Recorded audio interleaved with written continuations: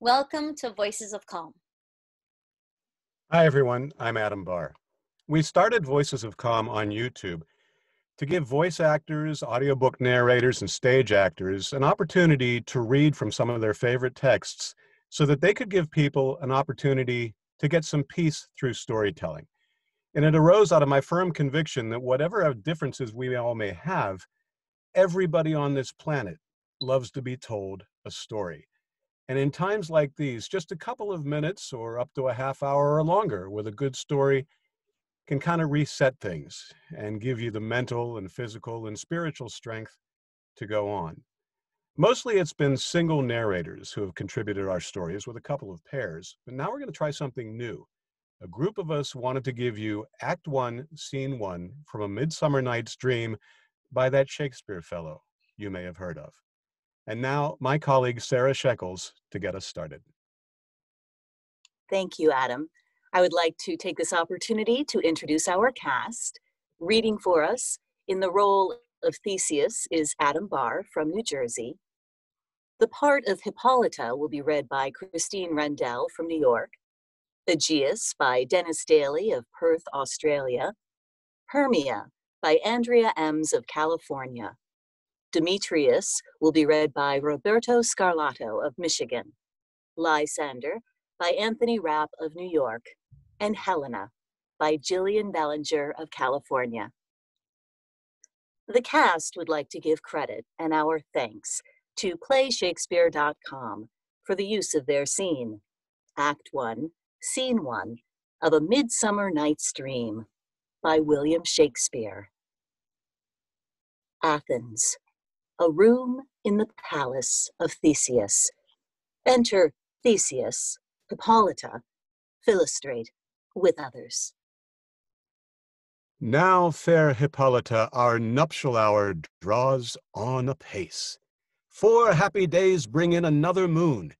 But oh, methinks how slow this old moon wanes. She lingers my desires, like to a stepdame or a dowager, long withering out a young man's revenue. 4 days will quickly steep themselves in night. 4 nights will quickly dream away the time, and then the moon, like to a silver bow, new bent in heaven, shall behold the night of our solemnities. Go, Philostrate, stir up the Athenian youth to merriments. Awake the pert and nimble spirit of mirth. Turn melancholy forth to funerals. The pale companion is not for our pomp. Exit Philostrate. Hippolyta, I wooed thee with my sword, and won thy love doing thee injuries. But I will wed thee in another key, with pomp, with triumph, and with reveling. Enter Egeus and his daughter Hermia, and Lysander and Demetrius. Happy be Theseus, our renowned duke. Thanks, good Egeus. What's the news with thee? Full of vexation come I, with complaint against my child, my daughter Hermia. Stand forth, Demetrius. My noble lord, this man hath my consent to marry her. Stand forth, Lysander, and, my gracious duke, this man hath bewitched the bosom of my child. Thou, Lysander, thou hast given her rhymes, and interchange of love tokens with my child. Thou hast, by moonlight, at her windows sung, with feigning voice, verses of feigning love, and stolen the impression of her fantasy with bracelets of thy hair, rings, gauds, conceits, knacks, trifles, nosegays, sweetmeats, messages of strong prevailment in unhardened youth. With cunning hast thou filched this heart, turned her obedience, which is due to me, to stubborn harshness. And, my gracious duke, be it so she will not hear before your grace consent to marry with Demetrius. I beg the ancient privilege of Athens.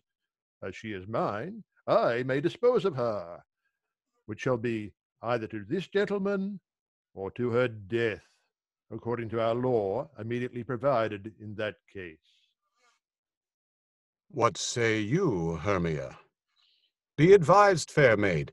To you your father should be as a god, one that composed your beauties, yea, and one to whom you are but as a form in wax, by him imprinted, and within his power to leave the figure or disfigure it. Demetrius is a worthy gentleman. So is Lysander. In himself he is, but in this kind, wanting your father's voice, the other must be held the worthier. I would my father looked but with my eyes. Rather your eyes must with his judgment look. I do not entreat your grace to pardon me. I know now, but I do entreat your grace to pardon me. I know not by what power I am made bold, nor how it may concern my modesty. In such a presence here to plead my thoughts, but I beseech your grace that I may know the worst that may befall me in this case, if I refuse to wed Demetrius. Either to die the death, or to abjure forever the society of men.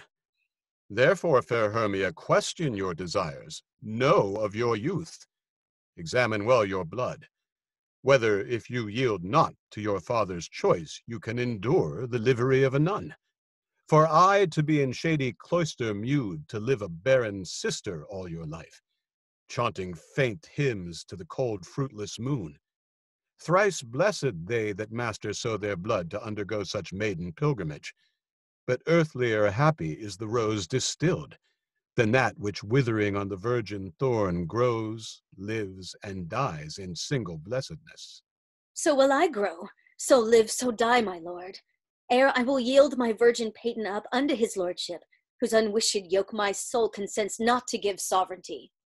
Take time to pause, and by the next new moon, the sealing day betwixt my love and me for everlasting bond of fellowship, upon that day, either prepare to die for disobedience to your father's will, or else to wed Demetrius as he would, or on Diana's altar to protest for aye austerity and single life. Relent, sweet Hermia, and Lysander, yield thy crazed title to my certain right.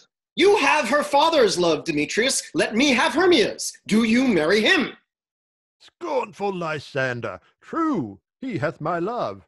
And what is mine, my love shall render him. And she is mine, and all my right of her I do estate unto Demetrius.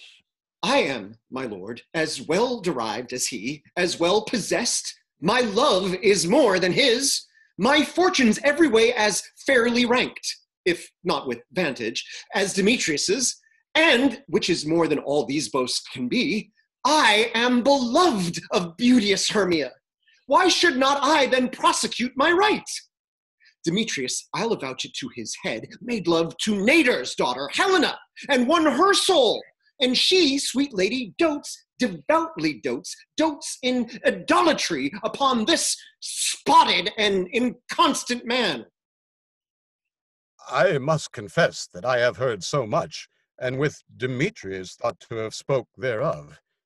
But being overfull of self-affairs, my mind did lose it. But Demetrius, come, and come, Egeus, you shall go with me. I have some private schooling for you both. For you, fair Hermia, look you arm yourself to fit your fancies to your father's will, or else the law of Athens yields you up, which by no means we may extenuate, to death, or to a vow of single life. Come, my Hippolyta, what cheer, my love? Demetrius and Egeus, go along.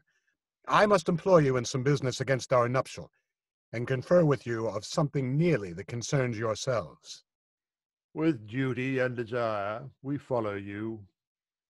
Exeunt Manet, Lysander, and Hermia. How now, my love? Why is your cheek so pale? How chance the roses there do fade so fast? Belike for want of rain, which I could well beteem them from the tempest of my eyes. Ay me! For aught that I could ever read, could ever hear by tale or history, the course of true love never did run smooth. But either it was different in blood, O cross, too high to be enthralled to low. or else misgraft in respect of years, O spite, too old to be engaged to young. or else it stood upon the choice of friends. O hell, to choose love by another's eyes. Or if there were a sympathy in choice, war, death, or sickness did lay siege to it, making it momentary as a sound, swift as a shadow, short as any dream, brief as the lightning in the collied night, that in a spleen unfolds both heaven and earth. And ere a man hath power to say, behold, the jaws of darkness do devour it up, so quick bright things come to confusion. If then true lovers have ever been crossed, it stands as an edict in destiny. Then let us teach our trial patience, because it is a customary cross, as due to love as thoughts and dreams and sighs, wishes and tears, poor fancy's followers. Good persuasion. Therefore, hear me, Hermia. I have a widow aunt, a dowager of great revenue, and she hath no child. From Athens is her house remote 7 leagues, and she respects me as her only son. There, gentle Hermia, may I marry thee, and to that place the sharp Athenian law cannot pursue us. If thou lovest me, then steal forth thy father's house tomorrow night, and in the wood, a league without the town, where I did meet thee once with Helena to do observance to a morn of May, there will I stay for thee. My good Lysander, I swear to thee, by Cupid's strongest bow, by his best arrow in the golden head, by the simplest of Venus's doves, by that which knitteth souls and prospers love, and by that fire which burned the Carthage queen when the false Troyan under sail was seen, by all the vows that ever men have broke, in number which then ever women spoke, in that same place thou hast appointed me, tomorrow truly will I meet with thee. Keep promise, love. Look, here comes Helena. Godspeed, fair Helena. Oh. Godspeed, fair Helena. Whither away? Call you me fair? That fair again unsay. Demetrius loves your fair, oh happy fair. Your eyes are lodestars and your tongue's sweet air, more tunable than lark to shepherd's ear. When wheat is green, when hawthorn buds appear, sickness is catching, oh, were favor so. Yours I would catch, fair Hermia, ere I go. My ear should catch your voice, my eye your eye, my tongue should catch your tongue's sweet melody.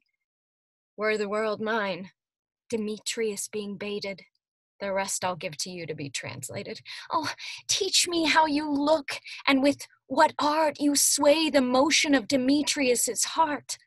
I frown upon him, yet he loves me still. Oh, that your frowns would teach my smile such skill. I give him curses, yet he gives me love. Oh, that my prayers could such affection move.